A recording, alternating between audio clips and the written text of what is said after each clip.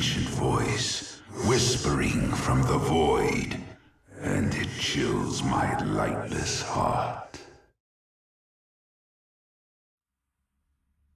G'day guys, Duckville here. Welcome to another replay I've picked up off the Korean ladder. This one's going to be a PvT between two pretty decent players. We do have our Protoss player in red up here in the corner of Xel'Naga Caverns. We've got ChiTaPrime. He's going to be a player who is potentially coming up, and I'm not really sure how high he is in the rankings on the Prime team, but he's pretty decent. We did do a cast of him a little while ago. I think it was on Metalopolis. That was actually really cool. So we'll see him have a go here on Xel'Naga Caverns, and as we can see, this probe just coming out for that first pylon, beautifully timed, puts it straight down, and his opponent down here in the other corner is a Terran player in blue. His name I'm not exactly sure of. I couldn't really translate that out properly, but the first couple of characters there come out as Eric, so I'm just going to go with Eric for now. If it's wrong, let me know. I'll, you know, and then also pay me for Korean classes as well, because, you know, that'd be really cool. But we will see something a little bit different here. Not exactly groundbreaking strategy, but something just a little bit different from ChiTaPrime here on Xel'Naga Caverns. Now, this is not something, as I said, it's not something groundbreaking, but it is something that is rising a little in popularity against the particular play that Eric comes out with. So we do see a forge going down straight away there, so that is actually something a little bit different. We may see some cannon shenanigans down here at the Terran base, and as we can see, Eric just nicely timing, getting his racks out, which will be done shortly, and the refinery on the way as well. Now, this first probe comes in here, puts down a pylon at the side there. Now, as we can see, there is no vision there, of course, just yet, because he can't actually get across there just yet. Well, he hasn't actually scouted. Of course, you wouldn't really scout there normally, but let's just see what happens here. You'd expect there's another probe here, which is probably going to put down the cannons shortly, as that pylon is now done. And this probe, wonder what this guy is going to do. He's going to put down a pylon here in the mineral line. He's going to block himself off. A little bit of a old school strat from Brood War to sort of block yourself off in the mineral line like that. Instantly, a bunker goes down for Eric. He's going to make sure he can adequately defend against this. Not going to overreact, but we do see that a cannon has gone up on this side as well. So Eric is going to have to deflect against two sides here if this second cannon gets up. I'm not sure if it's going to, though, because the Marine is going to town on that cannon, and I think it's going to be stopped successfully, and this bunker's going to... Wow, that actually gets salvaged straight away. So he's taking advantage of the return policy there on the bunkers, getting rid of that straight away, and he's going to need to be careful, because over here, this cannon frenzy is going to go crazy in just a second if these two cannons get up, and that'll probably be GG in fact. But the two Marines come across and they have spotted it. Got to be careful with how close you do get to this cannon over here, but they do get cancelled. So ChiTaPrime is probably going to have to just fall back a bit with this probe.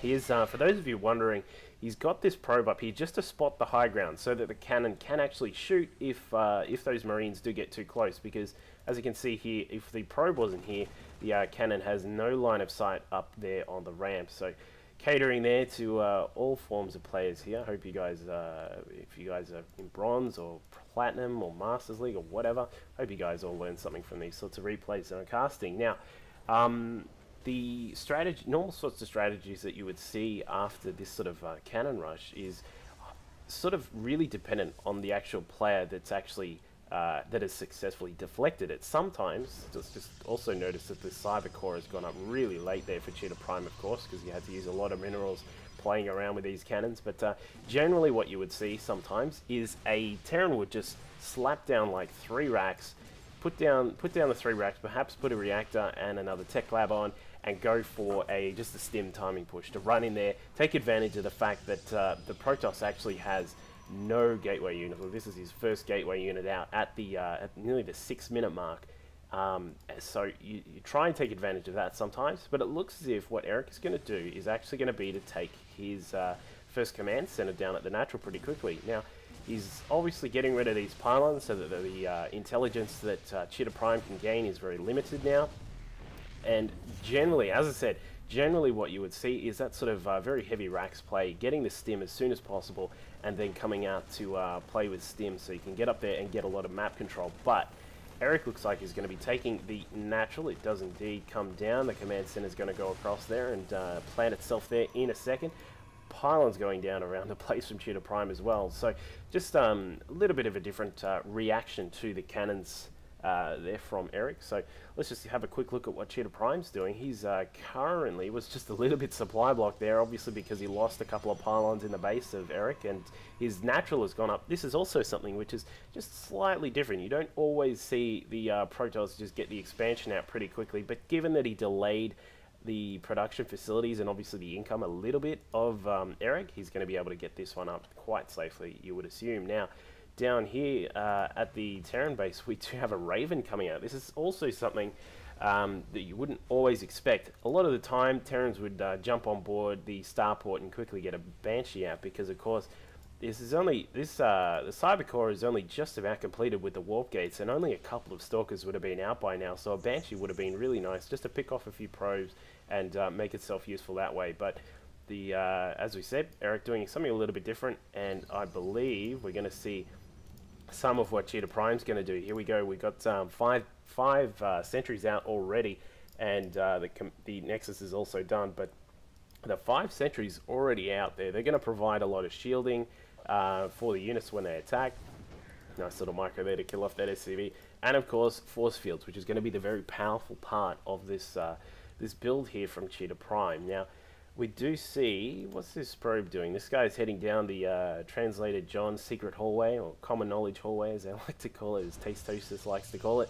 Puts down a pylon. ChiTaPrime always using his pylons really effectively here in these games. We have seen, I think on that other game that I mentioned, he did do this sort of thing where he just puts down pylons all over the place. It is a very good strategy to use if you're a Protoss player and you're just sort of coming up in the ranks, is try and actually use your pylons and take advantage of the fact that you can warp in units anywhere on the map as long as there's a pylon there. So try and take advantage of that.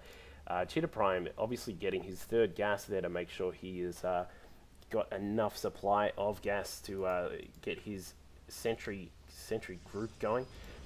We do have +1 armor on the way as well.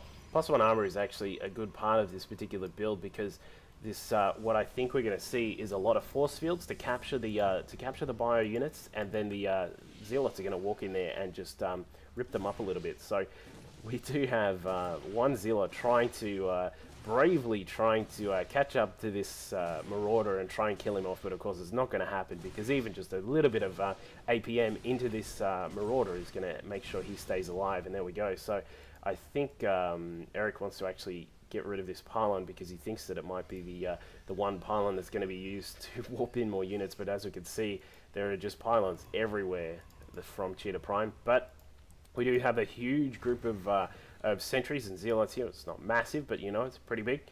And we do have where was that observer? There it is. The observer's coming across here, going to spot what's in Eric's base. As we can see there, just floating across, he's going to be able to see. He already knows that there is one bunker there, and he's probably going to assume that there is a lot of bio units, and there are indeed. So we're going to see perhaps a push out here from Eric. He does have his stim is all done. He's got his combat shields and the Marauder concussive shells. So this is going to be a pretty powerful attack force here as well. Now, as we would normally see from Protoss, would be Colossi or some attempt to get to Storms, but with this particular strategy, which I think is called, what's it called, Jilpa, something like that, we just see a huge heap of sentries and zealots. So we'll see this come into effect here. The Raven just flying overhead, not really doing too much, but the sentries have come in here. Force fields all over the place. Beautiful little capture there with this force field wall, just cutting off most of these forces. And then another beautiful force field capture there. We'll call it a capture because it's like Pokemon. Once you catch them, you've got them all, because these Zealots just go to town with their side blades working away on these Terran units, and I think that's actually going to be heading towards the GG there, because the one advantage that ChiTaPrime had there is, of course, that the Ravens are actually totally useless against this force, and another beautiful capture there. So these units are all going to be going down shortly. Even this probe is actually getting into the battle. He's not being targeted just yet because he's not repairing anything, of course, because they cannot repair, but you would expect the probe just to walk through there and take a few shots, and it eventually does good. No, it's still alive. This is a hero probe, guys. It has taken no hits, but there we go. Finally, the GG there. Not even a GG from Eric. He loses to this very heavy Zealot Sentry mix, which is a really nice strategy. So if you guys, if you're sick of using Colossi against Bio, or if you're having trouble getting to a third base to make sure you can supplement all your Templar Storms, that sort of thing, give this one a shot. It is obviously still quite heavy on gas, given that you do need the 100 gas per century, but you can, of course, take advantage of the fact that the Zealots cost no gas at all. So give it a shot. If you're bronze, if you're gold, if you're whatever, give it a shot. Let me know how it goes, because it does look like a pretty cool strategy. So hope you guys enjoyed that one, and we get a little bit of insight into something slightly different for the Protoss bros out there. And let me know how it goes. Make sure you leave some comments, feedback, all of that jazz. Cheers.